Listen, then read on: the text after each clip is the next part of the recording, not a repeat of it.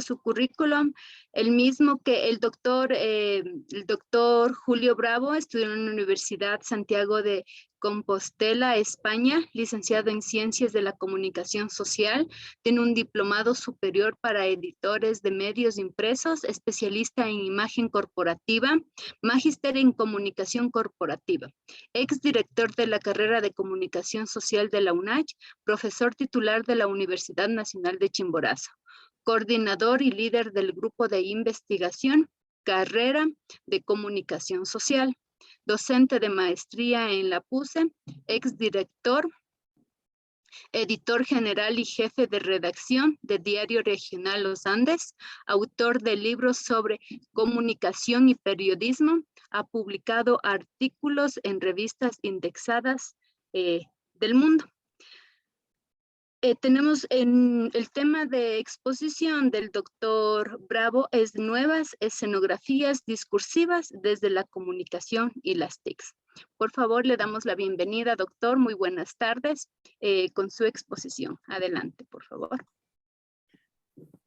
Muy buenas tardes con todos y con todas. Es un honor para quien está frente a ustedes participar en este evento de mucha importancia y que está generando debate en todo el mundo. Como un exalumno de la Universidad Nacional de Chimborazo, como docente y en la actualidad como director de carrera, me precio mucho por participar y agradezco a los organizadores la oportunidad que me dan para compartir con los estudiantes, con los docentes, con los profesionales, algunos apuntes en torno a una temática que va siendo interesante y que hace 2 años se incrementó su difusión, su análisis y también la recogida de puntos de vista con el inicio de la pandemia. Nunca antes se había fortalecido la opinión en torno a las posibilidades discursivas que se presentan mediados lógicamente, y acá viene el punto interesante, ¿no?, de la charla de hoy, mediados por la comunicación y por las TIC.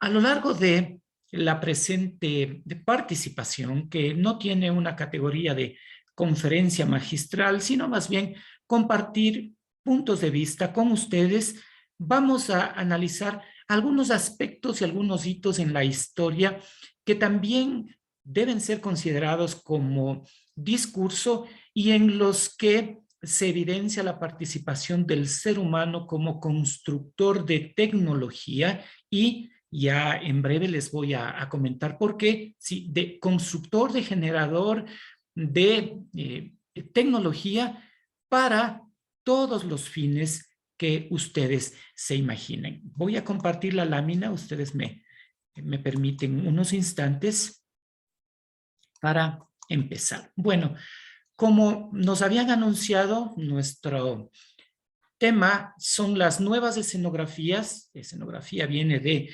escenarios, discursivas vinculado con el discurso, pero próximo a la comunicación y a las TIC. Es posible que ustedes se pregunten, a ver, si es que en las TIC está anclado ya o está inmersa la comunicación, porque lo ha desagregado. Simple, porque fueron las primeras formas de comunicación las que diseñaron una serie de tecnologías a disposición de los primeros habitantes de la Tierra, con el objetivo, sí, con el objetivo de desarrollar la vida cotidiana y desarrollarse individualmente, colectivamente, y generar aquello que se llama cambio social. Entonces, son 5 los ejes que vamos a abordar este día.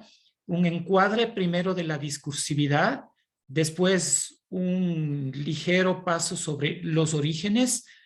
Es necesario hacer hincapié y detenernos en los medios masivos de comunicación, y luego, como cuarto punto, pasar de lo masivo a la web, y finalmente desembocar en el quinto punto en las nuevas formas discursivas en esto que se ha generado hoy y que creo que desde todas las actividades humanas y con énfasis en lo que ustedes, señoritas jóvenes, están estudiando y ustedes, distinguidos colegas, hacen en estos procesos de formación, se ha propuesto en los momentos actuales que el ser humano ha tenido que afrontar. Me van a permitir un momento, vamos a continuar. Ahora bien, es necesario o se torna necesario que analicemos este encuadre discursivo. En primer lugar, cuando nos imaginamos qué es un discurso o intentamos entregar una definición de discurso, lo que llega primero a nuestra mente está vinculado con aquella disertación detrás de un atril, detrás de un micrófono, frente a una cámara, y que normalmente, habitualmente, es empleado en eventos sociales o eventos culturales. Sin embargo, la definición, la conceptualización va mucho más allá. Todo en la vida del ser humano es discurso, porque todo comunica y porque aunque ustedes no lo crean, todo tiene una intencionalidad.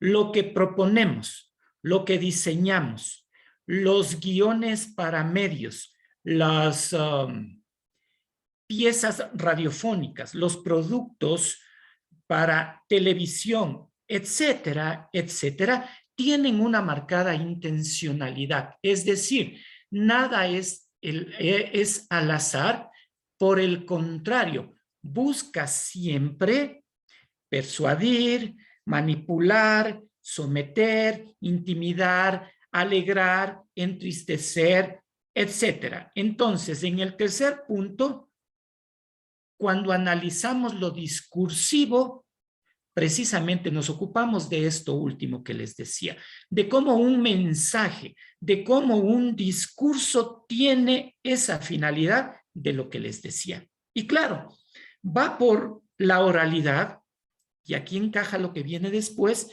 sí, va por lo escrito, pero también está lo gestual, una posición, una mueca, una sonrisa, etcétera, también comunica y también es discurso. Y como dice la lámina, el silencio también dice mucho.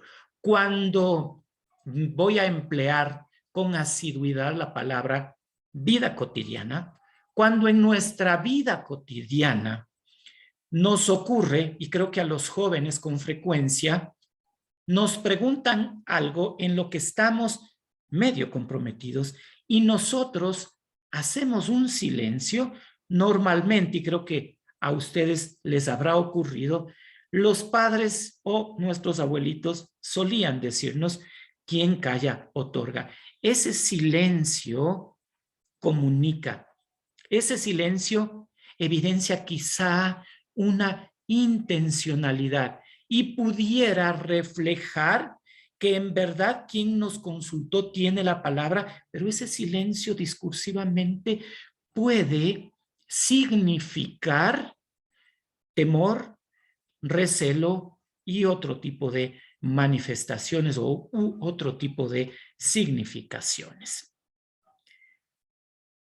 El origen de lo discursivo, y aquí viene lo que le señalé al inicio, pues va de la mano con la historia de la humanidad.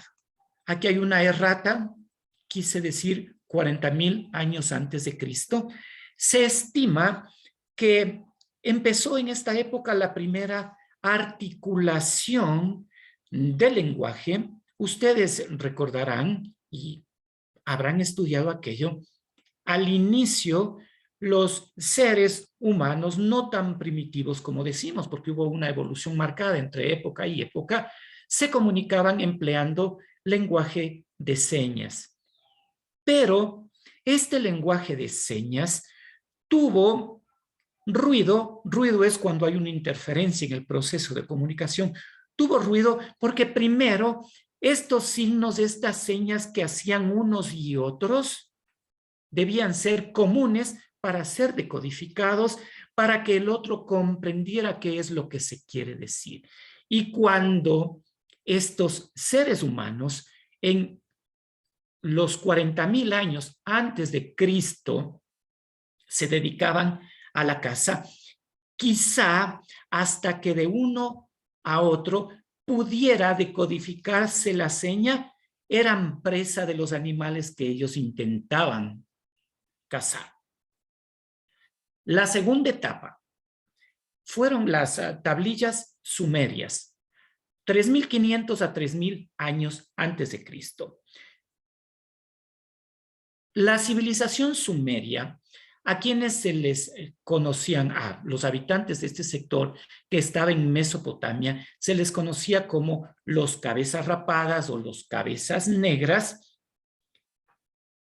descubrieron, porque eran comerciantes por excelencia, y Mesopotamia estaba ubicada entre los ríos bíblicos, sí, el Tigris y el Éufrates, y claro, al ser comerciantes, aprovechaban los canales que tenían estos ríos para llevar las mercaderías y los suministros de un lugar a otro. Sin embargo, estimados colegas, estimados estudiantes, había una complicación, y esta significaba que las transacciones que se desarrollaban no contaban con un registro que entregue con exactitud cuánto se enviaba como mercadería y cuánto debía quien lo recibía cuando las transacciones no eran al contado. Y así nacieron entonces las tablillas sumerias que registraron este tipo de actividades y que la forma de escritura que tenían era ideográfica, es decir, expresaban sobre el barro, más o menos de la forma que tienen los ladrillos, ¿sí? Expresaban ideas y representaban eso que desarrollaban. Sin embargo, en lo posterior hay otra historia o más bien otra etapa en la historia de la humanidad vinculada con los egipcios, y son los jeroglíficos. Ellos fueron un poco más allá para el registro en las pirámides, en paredes, etcétera. Me refiero a los jeroglíficos como aporte de información. Si ustedes miran, no son los simples dibujos, no son las simples representaciones, ¿sí?, de imágenes. Al contrario, son ilustraciones cargadas de información que quedaron legadas de generación en generación. Y claro, aún hoy tratan de descifrar ciertos símbolos, ciertos signos que incluso señalan que han alterado la vida de la humanidad por su nivel de significación. Una cuarta etapa, que es el preludio del alfabeto, ocurre entre los fenicios. Los fenicios, hasta antes de los españoles, y está en discusión, en disputa, en debate, como ustedes quieran llamarlo. Dicen que los chinos también, o más bien los asiáticos, eran los expertos navegantes, pero para Occidente los fenicios eran los mejores navegantes de la historia. Pero ¿cuál es la contribución de los fenicios? Y precisamente es la utilización de las consonantes. ¿Se imaginan ustedes un lenguaje sobre la base de las consonantes? Pues quizá a nosotros nos parezca extraño, pero no tanto, porque ya en la parte final de esta presentación, ustedes van a darse cuenta que incluso nosotros empleamos hoy o hemos retomado para comunicarnos, por ejemplo, en redes sociales por ese ahorro de caracteres, solamente este lenguaje sobre la base de consonantes. Sin embargo, aquí hay una gran diferenciación que debemos realizar y pasa precisamente porque si tomáramos hoy nosotros un escrito fenicio,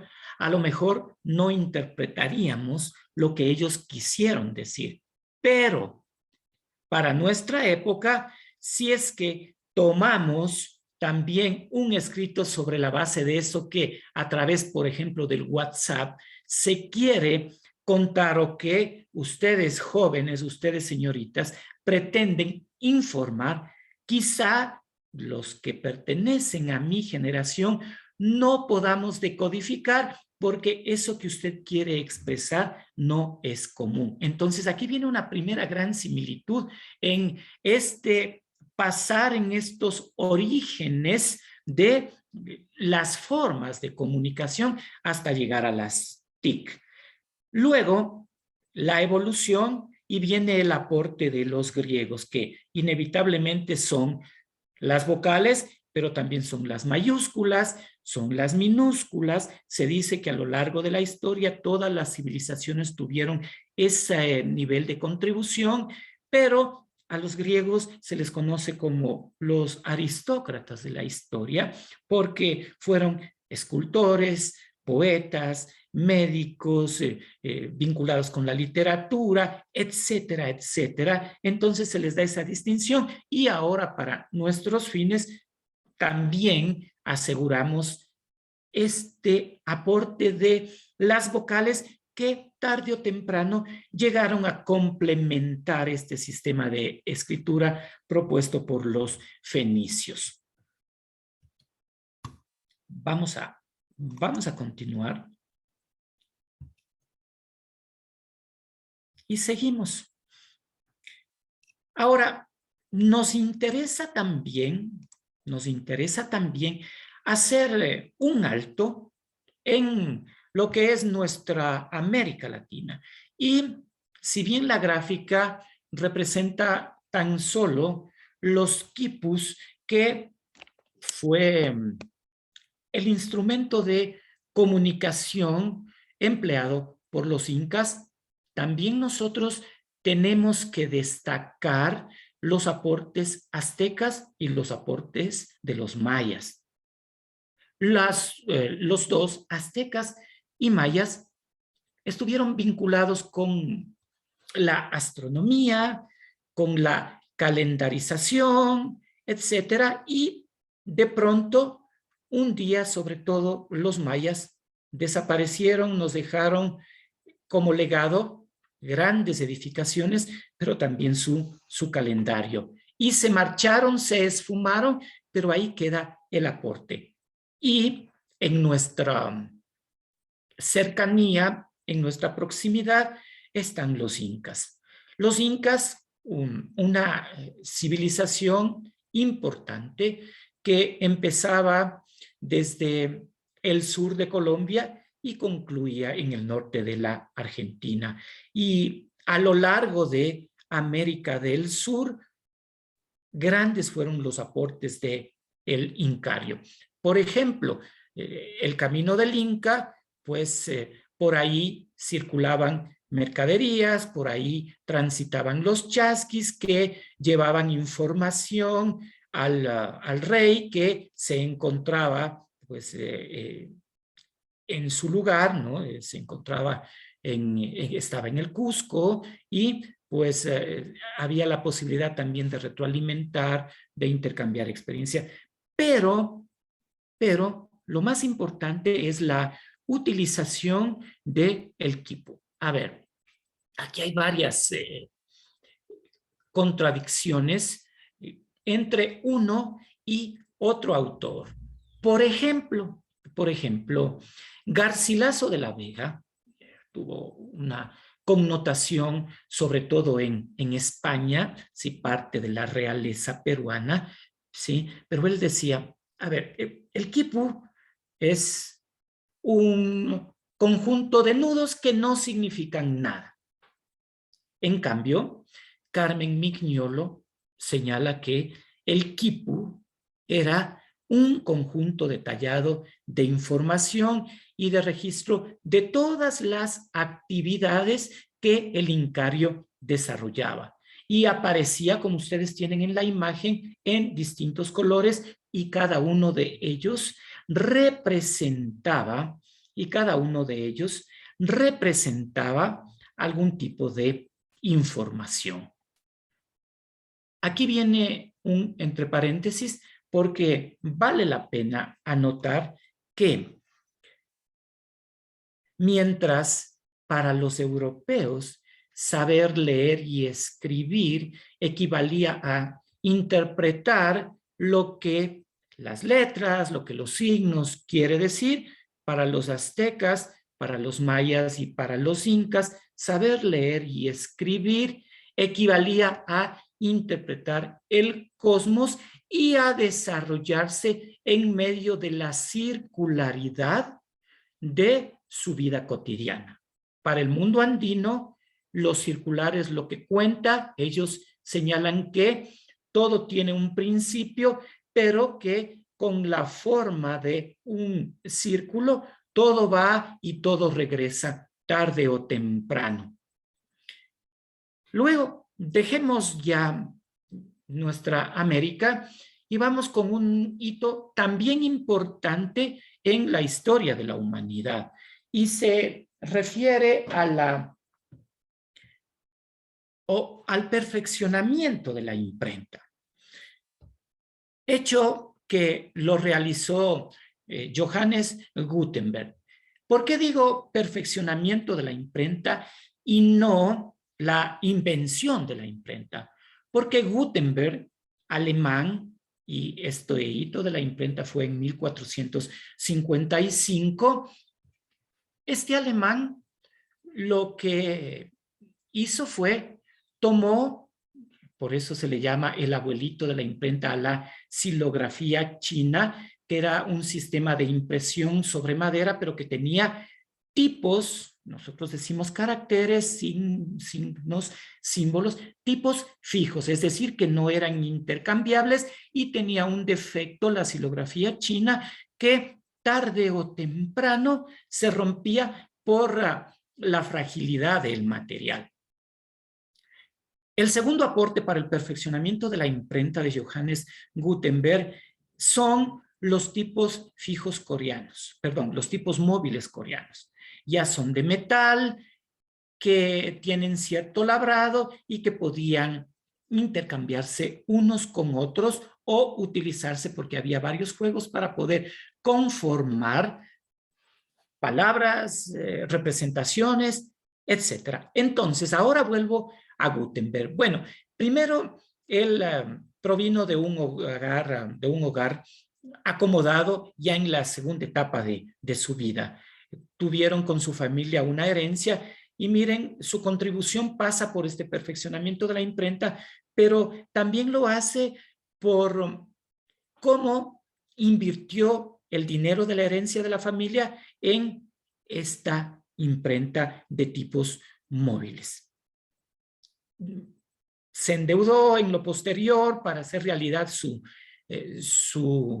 imprenta, porque pensaba que era un aporte significativo, pero sin embargo no dimensionó todo lo que ocurrió a raíz de eso. Y quiero citar algunos de los elementos a propósito del perfeccionamiento de la imprenta.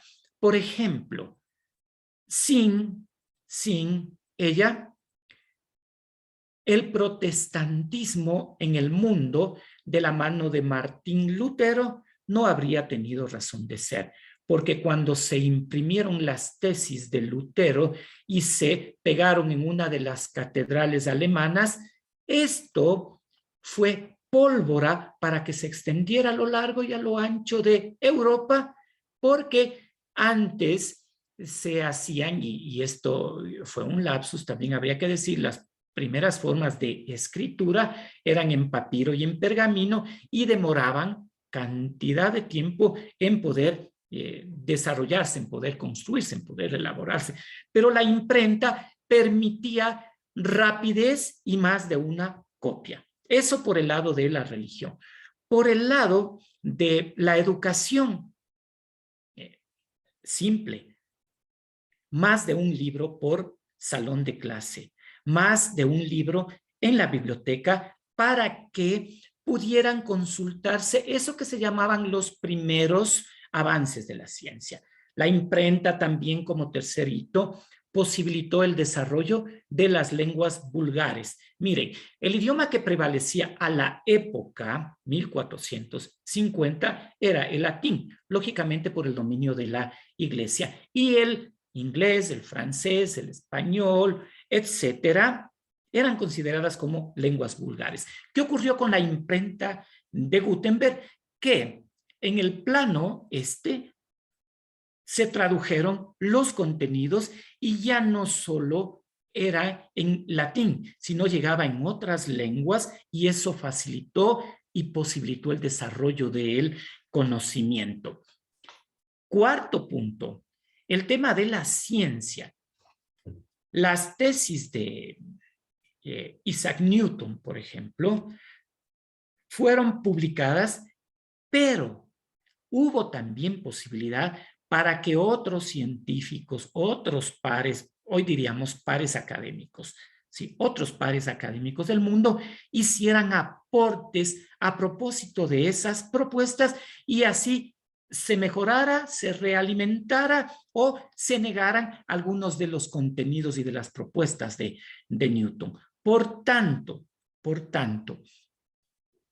el perfeccionamiento de la imprenta de Johannes Gutenberg, cierto, es un hito importante en la vida y en la historia de la humanidad.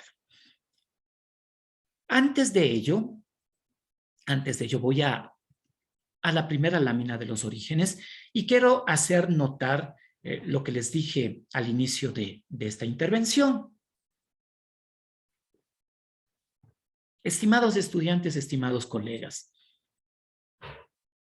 el lenguaje de 40,000 años antes de Cristo, las tablillas sumerias, los jeroglíficos, las consonantes fenicias, las vocales griegas, los quipus, la lectura del cosmos, el perfeccionamiento de la imprenta, se consideran a su momento una tecnología.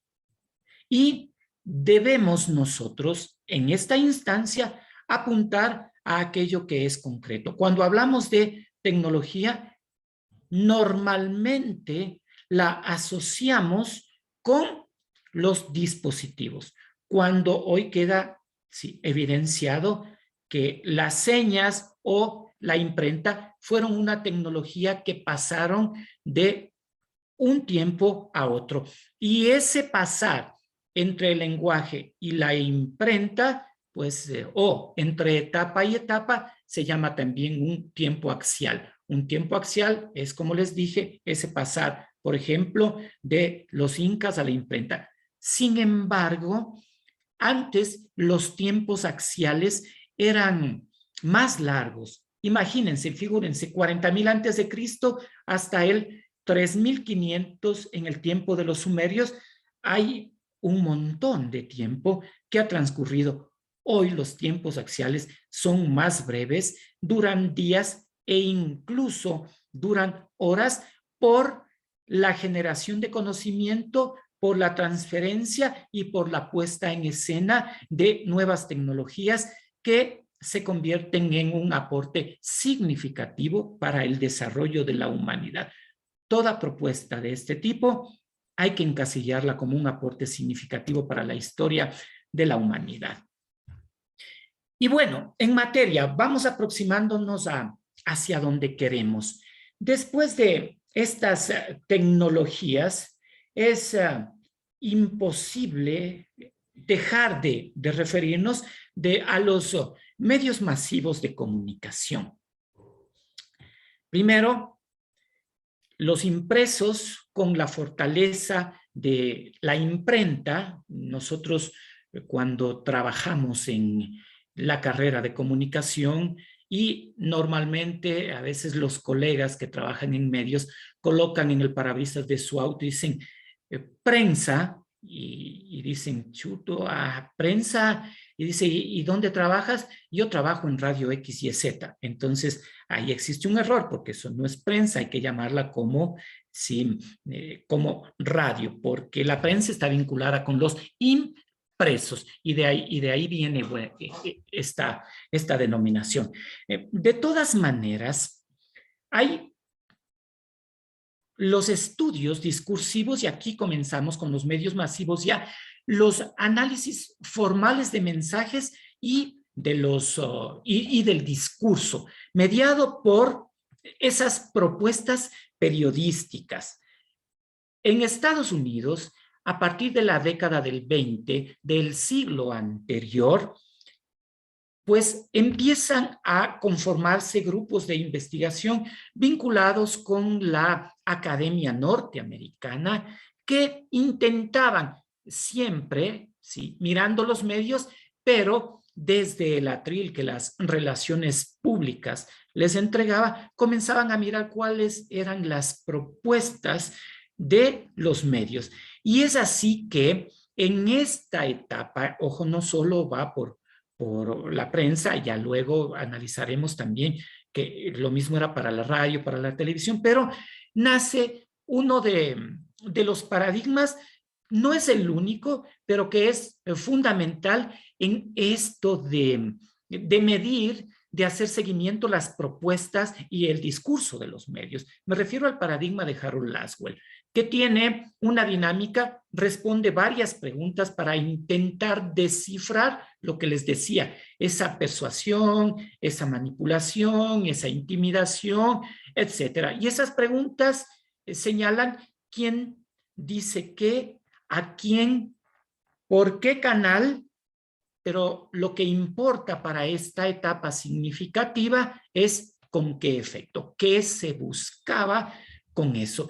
Y claro, los estudios lógicamente fueron serios y dieron a luz, ¿sí?, varios trabajos que visibilizaron la forma en la que los medios norteamericanos intentaban manipular a la masa. Hay una de las propuestas dentro de las teorías de la comunicación y dentro del funcionalismo, una que también va vinculada con esto del paradigma de Laswell y que es la aguja hipodérmica y que significa imaginarnos que existe una gran jeringuilla con una aguja que son los mensajes de los medios masivos que se inyectan a la masa para que todos asuman un mismo comportamiento, etcétera. Hoy, con la seriedad y con el avance de los estudios, nos damos cuenta que esa propuesta quizá habría tenido validez para ese tiempo, pero hoy ha quedado totalmente fuera de lugar, ¿sí? Por todo lo que se ha investigado. El valor de lo auditivo fue fenomenal porque por primera vez pudo escucharse a otra persona a través de una cajita que tenía un transmisor, etcétera, y que de todas formas también llevaba mensajes. Y por la misma vía va el tema de la televisión, ¿no? Que viene por lo audiovisual. Ahí no consta también otro instrumento otro medio que intentaba persuadir y que fue útil en las guerras mundiales igual, y que me refiero al cine, y que a través de estas grandes producciones cinematográficas también se manipulaba, se persuadía o hacía prevalecer lo que nosotros dentro de la comunicación llamamos las industrias culturales. La industria cultural, y aquí dentro de lo discursivo también hay que observar, una industria cultural trae una serie de características para otras sociedades, como por ejemplo trae la música, trae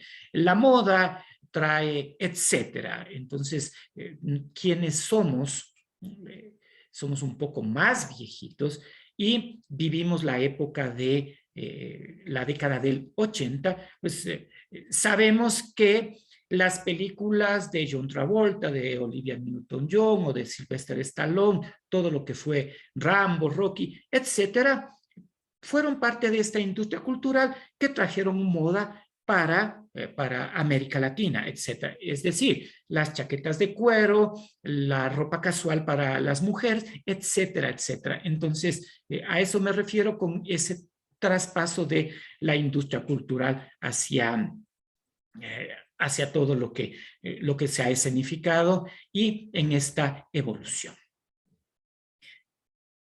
Ahora bien,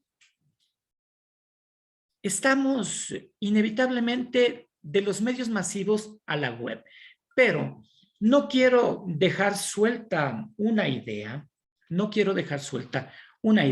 porque hablaba de las teorías de la comunicación y la más próxima a lo que vivimos, ¿sí? Está atada con el modelo matemático que también surgió en los Estados Unidos de Norteamérica, y que tuvo como protagonistas a Shannon y a Weber. Los dos fueron discípulos de Wiener, y Wiener es pues quien por primera vez habló de bytes. Pero ¿a qué quiero llegar con esto a propósito de que estamos hablando de este paso de los medios masivos hacia la web? De que en el siglo anterior, como les decía, en esas primeras décadas, ya se hablaba dentro del modelo matemático de la transferencia de mensajes y algo similar a lo que vivimos hoy. El modelo matemático estudia la cantidad de mensajes que pasan a través de un canal. Es decir, mientras más ancho es el canal, más rápido fluyen los mensajes. Pero mientras más estrecho es el canal, tardan más en pasar. Y entonces, a ustedes, ¿qué se les viene a la mente? Entonces decimos, claro, en clase, en los entornos virtuales, en las conferencias de Zoom, etcétera, o por correo electrónico, si tengo un archivo muy pesado, tardará en cargarse y luego en pasarse y después en abrirse. Ustedes son más expertos que yo en la temática, ¿no?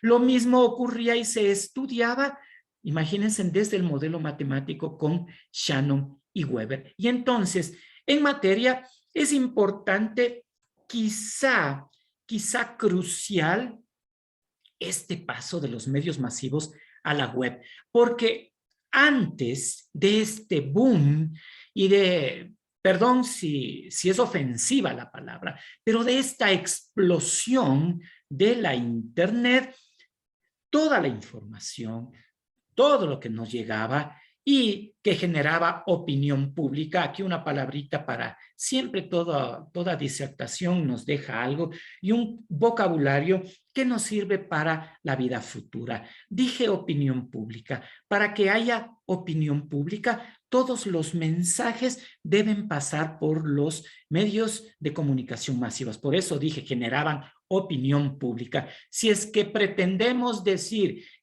que lo que Pepito le dice a Juanito genera opinión pública, eso no, porque no hay ese medio por el que ocurrió, ¿no? Y esto ha generado discusión. Entonces, esta explosión con la web ha marcado el desarrollo también a todo nivel, en todas las áreas de especialización, en todas las áreas del conocimiento. La web 1.0 es innegable que quienes estuvimos en esa época eran muy aburridas, y a ustedes les parecerá profundamente aburridas, porque primero eran páginas estáticas que tenían marcos, largas extensiones de texto HTML, libros de visitas en línea etcétera. Entonces digo, para la época en la que ustedes se desarrollan, era aburrida, aburrida. Quizá no para nosotros, era una novedad mirar lo que estaba en la red. Yo recuerdo la primera vez que navegué en internet, me quedé fascinado, pero eran horas entre páginas que no tenían esa versatilidad que tienen en la actualidad. Luego, la web 2.0, mayor sencillez, encabezados de mejor calidad.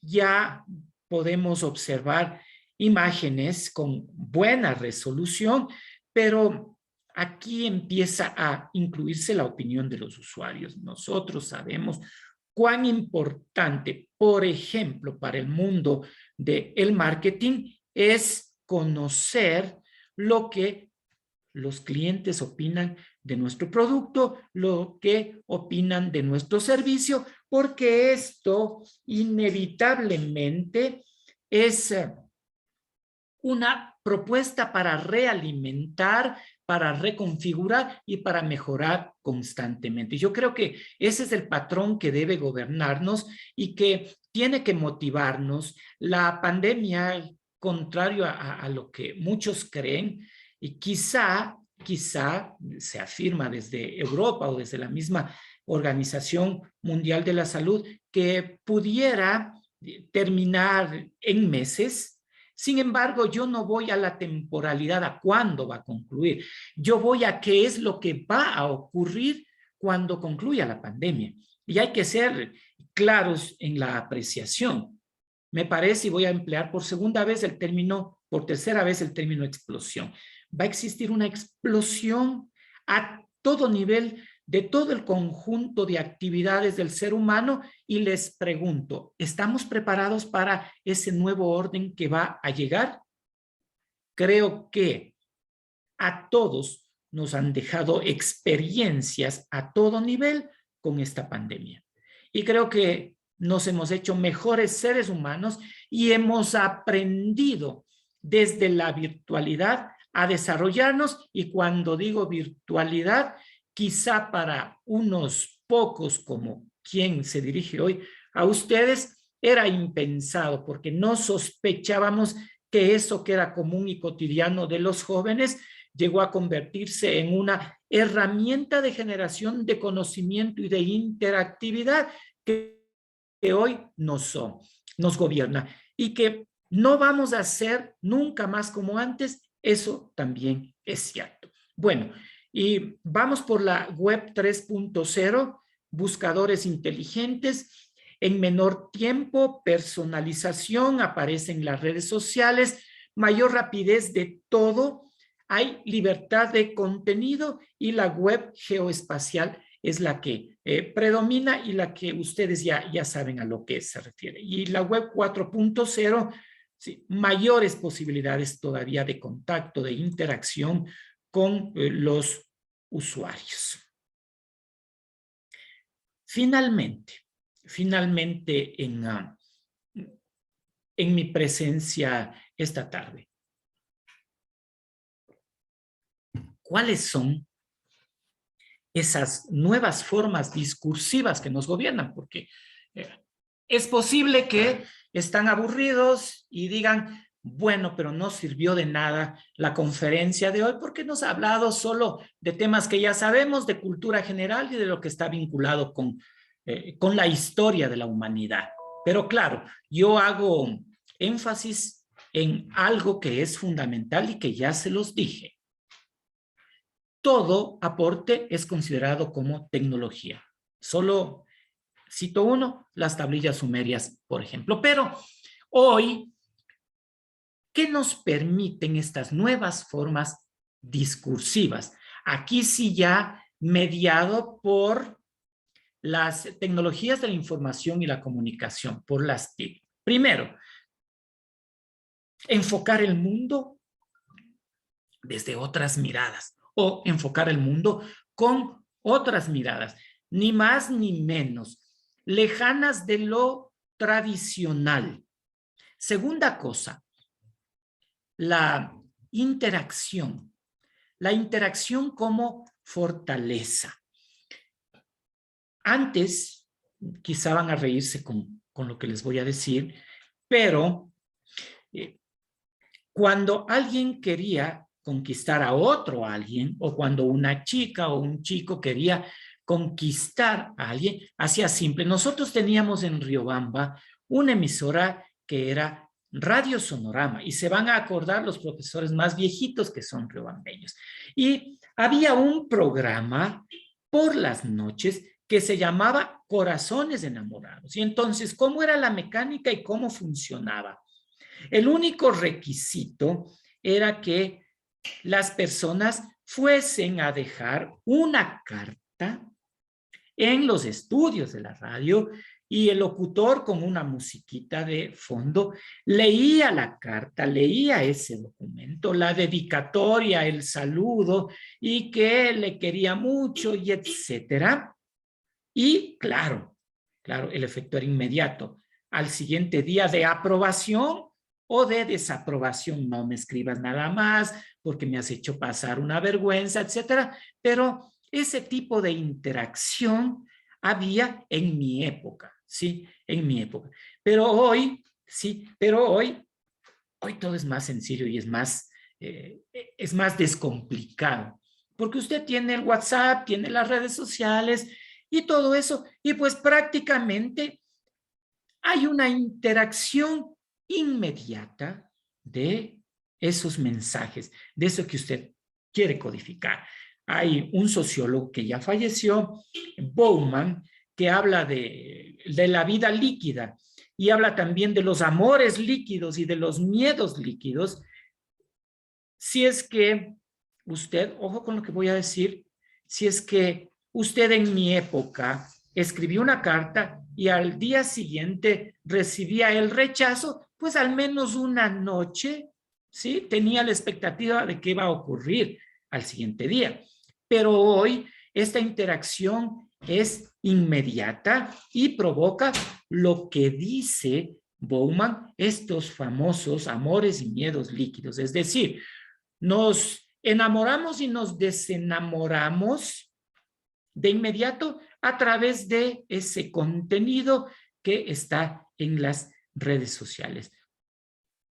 Otra vez, Bauman señala que incluso el impacto de que alguien le bloquee, le elimine, le invisibilice, como quiera decir, es brutal entre los jóvenes, y esos son los famosos miedos líquidos. Además, el color de esta pantalla, el color de la pantalla de su computador, etcétera, es el emblema, ¿sí? En los entornos virtuales, o en el mundo de la virtualidad, es el emblema que prevalece, según Alejandro Piscitelli, desde la cibercultura, es decir, los cyberpunks, ¿sí? Se enamoran, se desenamoran, pero mediadas por ese emblema negro de los dispositivos móviles.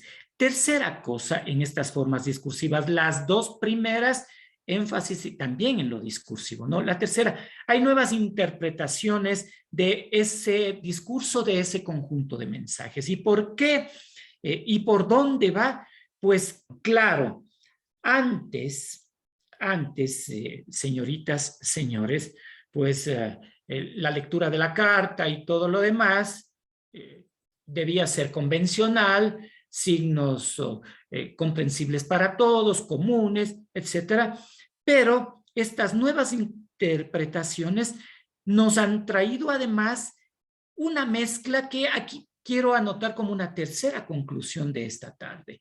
Una mezcla que es trae un algo de parecido con los jeroglíficos de los egipcios, porque tienen imágenes, pero tiene también leyenda o tiene una escritura. Entonces, miren esa evolución con esa tecnología de los egipcios con lo que tenemos hoy. Y hoy basta con colocar un emoticón y está resuelto el tema, ya no necesita palabras. Entonces, pero para efectuar estas nuevas interpretaciones, usted tiene que conocer el significado y el otro tiene que conocer el significado.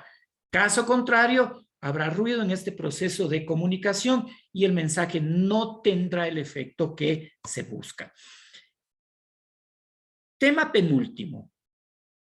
Los no lugares son los nuevos escenarios. Marc Augé, en la década del 90 del siglo anterior, habló de los no lugares y señala que es estar sin estar. Por ejemplo, antes, para que se desarrolle un evento de esta naturaleza, era el gran auditorio de la Universidad Nacional de Chimborazo, en el que Julio Bravo estaba en el atril con estas láminas mal hechas frente a ustedes y exponía los puntos de vista de esta disertación.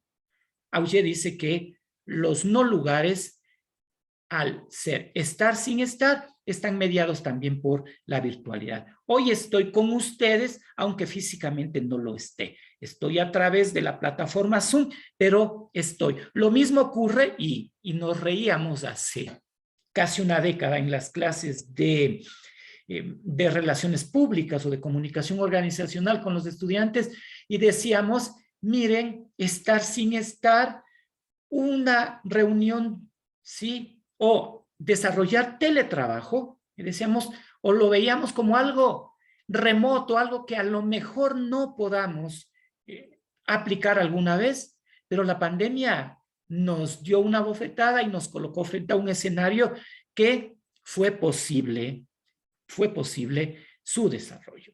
Y finalmente, ese énfasis en ser prosumidores. Hoy ya no somos solo consumidores, hoy no somos prosumidores, no somos productores, hoy somos prosumidores. Es decir, al mismo tiempo que producimos, consumimos, etcétera, y efectuamos ese conjunto de propuestas que traen consigo siempre la generación de conocimiento. En suma, y para concluir esta disertación, yo quiero decirles que los nuevos escenarios o las nuevas escenografías discursivas de la comunicación y las TIC, lo único que nos traen son mayores oportunidades para desarrollarnos siempre y cuando el uso sea racional. Con esto y con el agradecimiento cordial a los organizadores de este evento, les envío un fuerte abrazo, les dejo mis datos por si ustedes quieren comunicarse conmigo para una charla, un nuevo webinar, y con mucho gusto les atenderé. Gracias por su tiempo, que es lo más valioso que uno tiene en esta vida. Un abrazo cordial.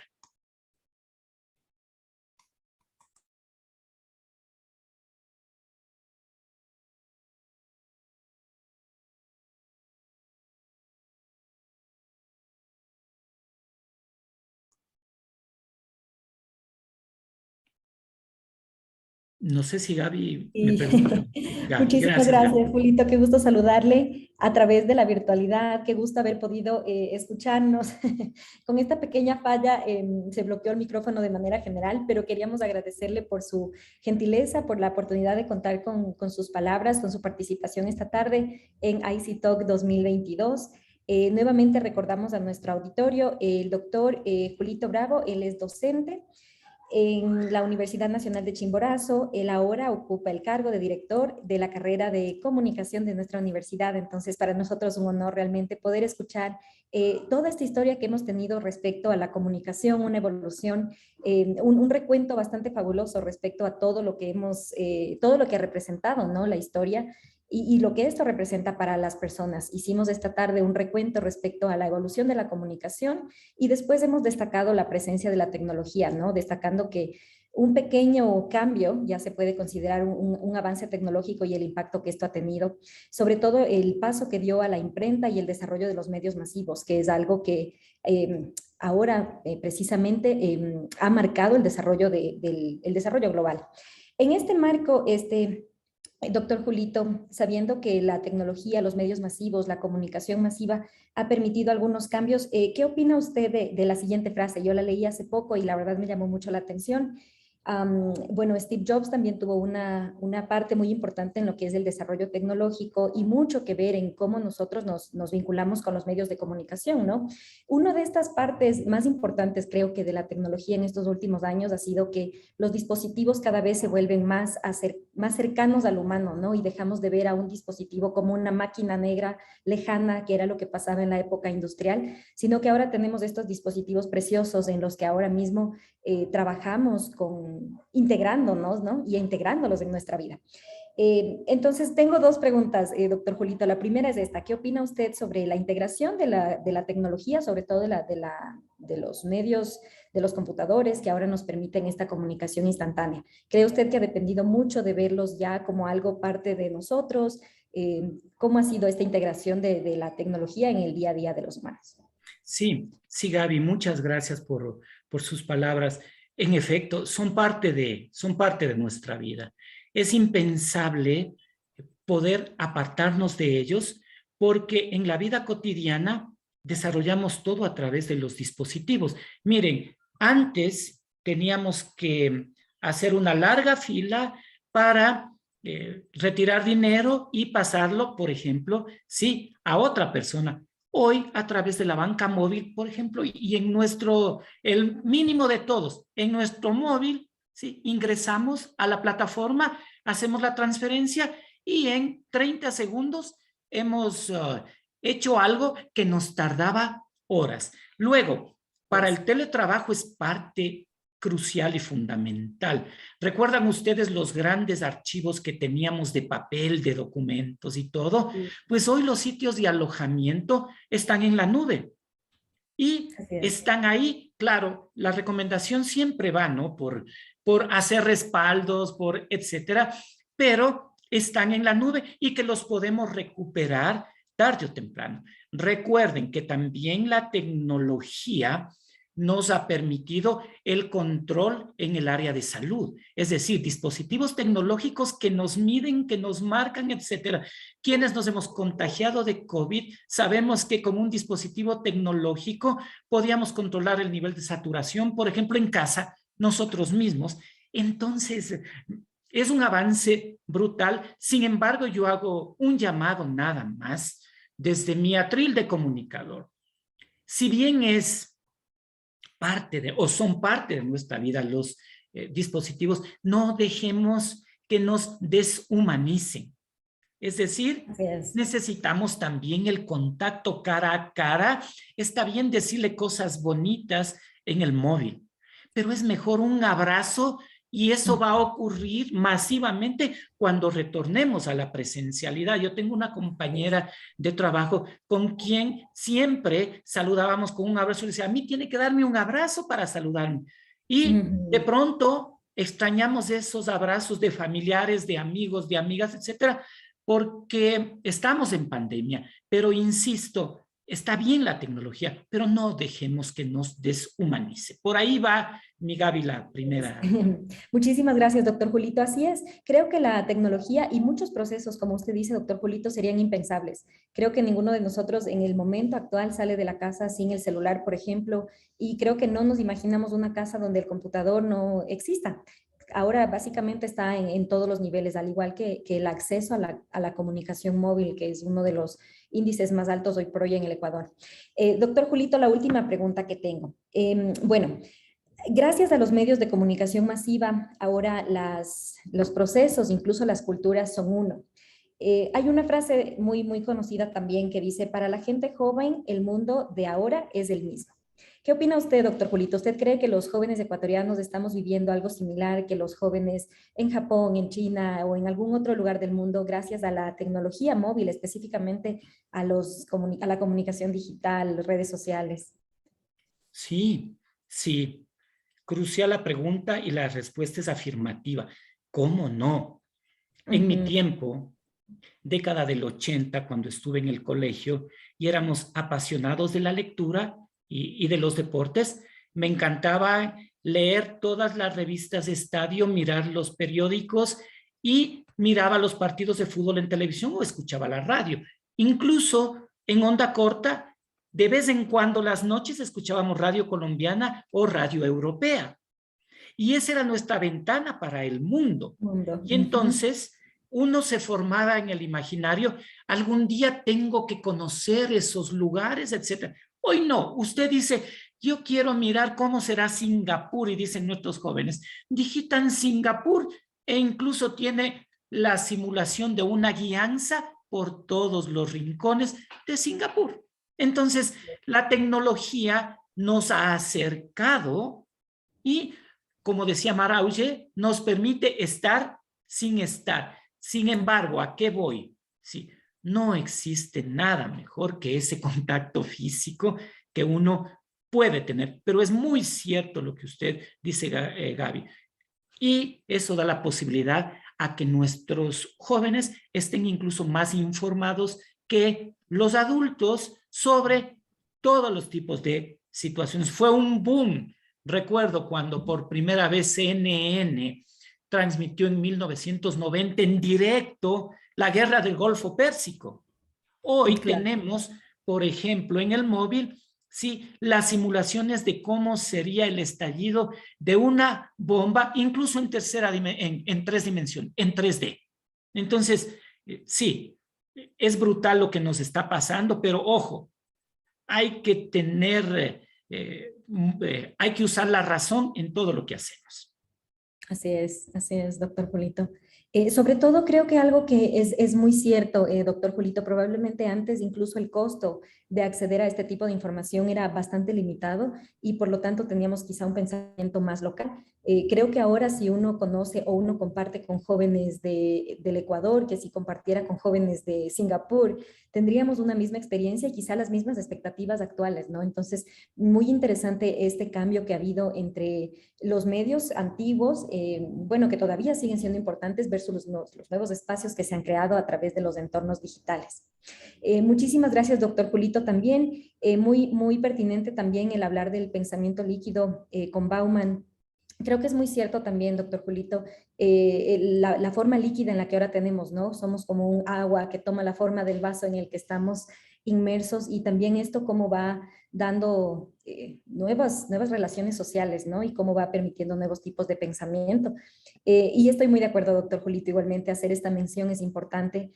No solamente se trata de adaptarnos, de adquirir más tecnología, sino de realmente incorporarla responsablemente, de modo que la presencialidad siempre tenga mucho más valor sobre quizá sentir que estamos presentes en 5 actividades a la vez digitalmente, que claro, eso es posible, Lo en 4 hacemos. dispositivos, versus realmente estar en este pensamiento de estar completamente integradas en las cosas que hacemos, que al final es la esencia de la humanidad.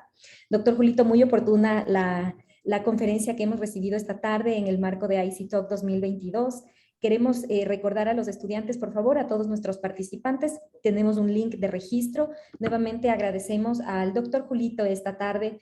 Doctor Julito es el director de la carrera de comunicación de la Universidad Nacional de Chimborazo. Él tiene un doctorado por la Universidad Santiago de Compostela.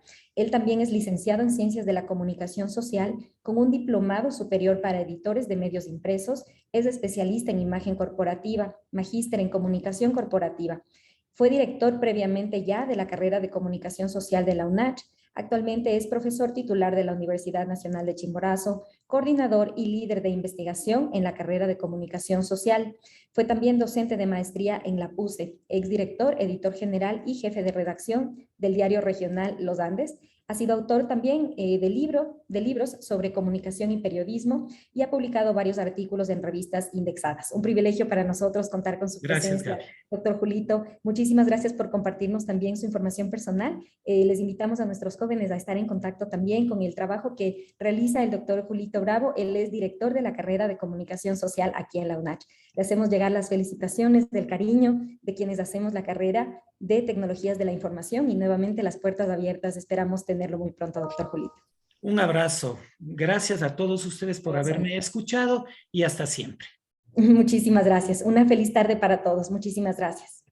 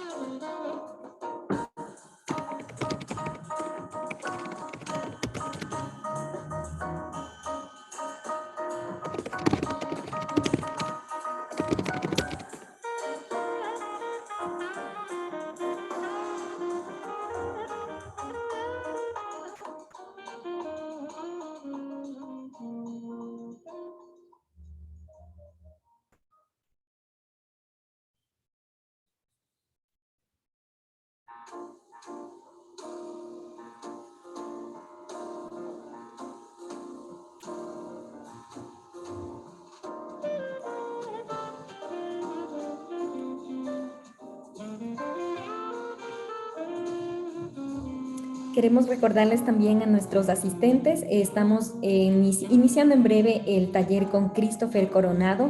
Les invitamos por favor a unirse, a participar en esta actividad. Nuevamente les reiteramos, chicos, el enlace de participación en esta conferencia está publicado dentro del chat. No olviden registrarse. Nuevamente hacemos la invitación cordial a que se unan al taller de Christopher Coronado que está iniciando en estos momentos, en este momento. Les pedimos por favor participar en el siguiente evento.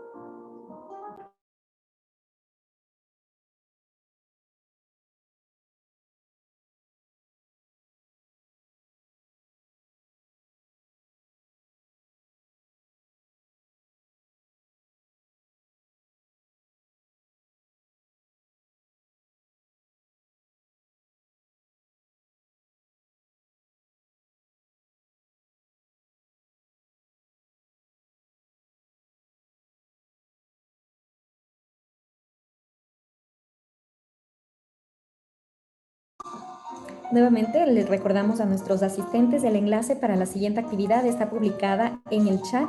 Les pedimos por favor unirse a nuestra siguiente actividad. Estaremos iniciando en breve el taller con Christopher Coronado. Les pedimos por favor seguir el enlace que está disponible en el chat y acompañarnos en la siguiente actividad. Muchísimas gracias nuevamente por haber sido parte de esta conferencia. Una feliz tarde para todos. Muchas gracias.